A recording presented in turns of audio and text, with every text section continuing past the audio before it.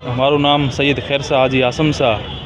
રમઝાન માસ પૂરો થતાં આજે અમે બધા ભુજ શહેર ઐતિહાસિક મુખ્ય ઈદગાહ ઉપર ભેગા થઈ અને ઈદ ઉલ ફિત્રની નમાઝ અદા કરી, જેમાં ઈદ નમાઝ પઢી ત્યારબાદ મેં ખુતબો પડ્યો।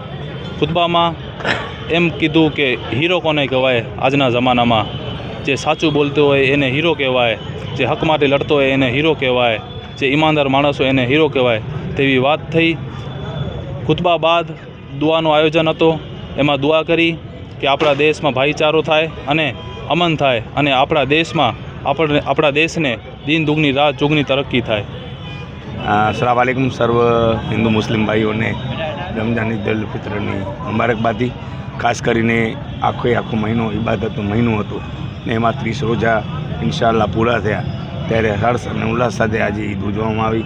એમાં અમારા રાજાશાહી વખતની મુખ્ય ઈદગાહ ઉપર હાજી સાજન શાહ ખેરસા બાબા પરિવાર વતી આજે ખુતબો પઢાવવામાં આવ્યો, નમાઝ પઢાવવામાં આવી અને દુઆ ખેર કરવામાં આવી ને ખાસ કરીને જે આખી દુનિયામાં માહોલ છે એના ઉપર બાબાએ પ્રકાશ ફેંક્યો અને બાબાએ અમન, કોમી એકતા, શાંતિ અને તાત્કાલિક આ મહાયુદ્ધ ચાલુ છે એ બંધ થાય એવી અમે દુઆએ ખેર કરવામાં આવી।